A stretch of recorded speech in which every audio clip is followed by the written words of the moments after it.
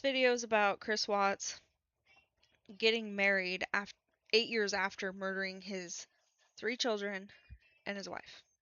People who don't remember this case, it happened in Denver, Colorado, and on August 13th of 2018, Watts would strangle his wife Shanann to death and kill their 2 daughters, Bella 4 and Celeste 3, and then dispose of the children's bodies in the most detestable, horrific way possible. I'm just going to start by showing you a little bit from the Netflix documentary on Watts, where you will see Shanann and the girls and Chris in their so-called happy phase, which was not long before he murdered them all. SOT 39. Hey guys, my name is Shanann. I just want you to know a little bit of my story. I went through one of the darkest times of my life, but then I met Chris. And he's the best thing that has ever happened to me. I've done everything in my heart to make my family's life better. Don't eat turtle. Don't eat turtle. I got turtle. I think about did I cause this? Did I cause this? That was his confession to his dad when in custody, which, of course, I mean, it's so passive voice and it's such a pathetic you cause it. You did it. You did it affirmatively. Yeah. One more when after he killed Shanann and the girls, he pretended like they disappeared. Like she just took the girls and he didn't know where she took the girls. Meanwhile, like her purse was still there, her medication was still there. It was like, oh, she just walked off without any like kid supplies. And I believe her car was still there. Like she just walked away without her purse. Okay, sure. Yeah, as a mom. But anyway, he no, gave an interview to a not Denver happening. news outlet at the time and pretended like he had no idea what happened to her. I'll show you part of the interview. This is him knowing that he strangled her shortly before and that he killed his daughters as well in SOT 37. I left work early that morning, like 5:15, 5:30. So like she barely got into bed pretty much. This might be a tough question, but did you guys get into an argument before she left? It wasn't like an argument. We had an emotional conversation, but I'll leave it at that. But I just want them back. I just want them to come back. And if they're not safe right now, that's what's tearing me apart. Because if they are safe, they're coming back. But if they're not, this has got to stop. Like somebody has to come forward. Shanann, you. Bella, Celeste, if you're out there, just come back. Like if somebody has her, just please bring her back. I need to see everybody. I need to see everybody again. This house is not complete without anybody here. Please bring her back. It's chilling to look at that, knowing what we know. He knew very well that Shanann would not be coming back because he looked her in the face and strangled her to death the night before. This is him in a Denver interview from prison, March of 2019. And again, he's going to detail how he killed his 2 young children. Very disturbing, but it's relevant to what we're about to discuss. SOT 38. See this first. What she went have in the backseat. Okay, was she just right next to Bella? Mm-hmm. Okay. And so once again, was it a hand over her face? Was it? It was a blanket over my hand. And it went down to Bella. Tell me what happened there. She said what happened to Cece. Or chest. It was the same thing. The exact same thing that happened to me as Cece. Did she ask you that? Okay. So Bella's pretty smart. How does she sound when she wants to get ready? That soft voice she always had. Okay. And what exactly did she say? That is the same thing that happened to me as Cece. And then I don't even remember what I said. Okay. I don't know if I just said yes, like a horrible person, or if I just put that blanket over her too and did the same thing. It's so awful. This 4-year-old girl, Bella, knew what was going to happen to her because she watched him do it to her little sister, Celeste, who was 3. And then he put their bodies in an oil tank at a field where he was employed and left them there. He left Shanann not far from there, not in an oil tanker, but not far from there.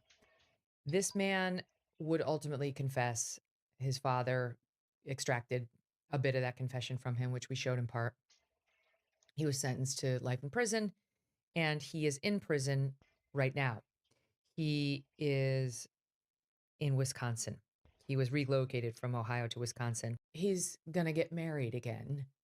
There is a young woman whom the Daily Mail found, and an exclusive got an interview with her. Her name is Lizzie Henderson.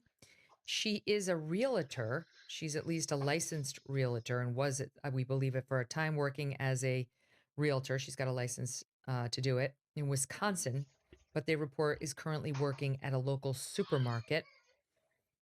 She has somehow fallen within this guy's crosshairs, and he's 41, she's 39. She moved to be near him. And she's the one who relocated from Ohio to Wisconsin to be closer to his cell. And she has applied to marry him within the prison system. She has reportedly also submitted for a name change on September 12th, 2025. She is wearing his name already. She's going by Lizzie Watts. They've been seen making out at the prison, Gross. saying that they love each other to one another, and have become, quote, increasingly physical. Writes the Daily Mail. You can't have a conjugal visit in his prison, but they're doing Seems, what they can, shall we yeah. say. When the Daily Mail spoke to her, they said she spoke in a scattered manner, that her responses were often disjointed. And when they asked her about what she's doing, she said she knew it could be perceived as weird. She would not Mm-hmm. get specific about how they met. They asked, "What do you think about his crime?" She said, "How I feel about it? He knows. He knows how I feel." And then she described the killings as, quote, something harsh for anyone to experience. The Daily Mail concluded she was seeming to downplay the extraordinary brutality of these crimes. She visited him 20 times last year. I I'm so fascinated by women who do this, Maureen. And not just any criminal. It's fascinating enough if you're going to get married or date a criminal, a prisoner. But a family annihilator? Yeah. Someone who would do that, what we heard in that soundbite, to a 4 and a 3-year-old, and you're out there selling groceries and selling real estate and like functioning in this world as a semi-normal human being and interacting with people, the levels of unwellness here are like off the charts. There's so much to discuss here. First of all, I saw you were doing John List on your new show, and John List I knew about that case from a very young, too early, because that happened in Westfield, New Of Jersey, course, I move it. and my dad Yeah. was raised in Westfield, New Jersey, and that crime No way. shocked Westfield, New Jersey. Really lovely bedroom community. I think it was one of the first cases where the American public had learned of like a family annihilator. Now we know about them, Mhm. you know? Yeah. Number two, Yep. I didn't know any of those details because with these cases, the Clancy one that's going on right now, that kind of grievous harm, murder leveled against children by their parents, like it's too much to take. Like listening to Mhm. that was awful. Thirdly, how I'll bet you I know how they met. I'll bet you she doesn't want to admit it because she wrote love letters to him. She's the 100%. woman for Yeah. him. She's gonna fix this bad boy. Number 4, She's just as how messed is up as it him. that family annihilators aren't ripped to shreds in prison? Yeah. How is this guy still walking around a prison? I'm surprised. Very good question. I'm surprised. Number 5, how is it that family annihilators are allowed to date, get engaged, and get married? How? Can't we just come up with a Yeah. law in the books Yeah. that you have to suffer if they're not going to put you I down like agree. the rabid animal you are? You are not a human. You are a rabid fucking animal. If we're not going to put you down, and there are just people who need killing on this earth. Brian Koberger is Yes. one. You know, the Menendez brothers were hot pieces. They were hot tickets. You know, they're both married. Yeah. What are the Menendez We brothers? just looked that up. The one brother, Eric, the younger one, has been married for 27 years. Lyle was married, I think, for 23 and just got a divorce. But the marriage held for more than 2 decades in prison. Keep going. Megan, That's you want to know insane. why Lyle got a divorce? He had another woman on the side. Oh. He's with her now. OMG. God. What? Yes. You know what I mean? It's like I don't know if the thinking is like just keep them as happy as you can. Like I don't get it. Like I don't get why a Chris Watts isn't in a federal supermax. Why he's not in solitary for 23 hours a day, let alone Yeah, able to get I know. married. And I guarantee you, this crazy woman, this really fucked up individual, has lost her job selling real estate.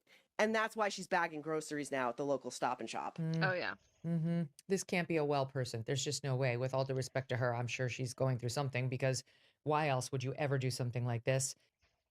That in a prison marriage, the partner on the outside holds most of the power. They decide when to visit, whether to accept phone calls, how much money to send, which can appeal to individuals who have felt powerless in past trauma or in relationships. Okay, I like this as a theory. Like, you dated an abusive asshole, and so you marry some other abusive asshole, but now it's on your terms. They can't hurt you, and you're in control and you're in the power position. Whether this is, this I think would not be an on the nose thing. This would be a subconscious motivator for you. Then there's the savior or project complex. Some women are drawn to the idea of reforming or fixing an inmate, seeking emotional fulfillment from engineering a redemption arc. I like it. Yes.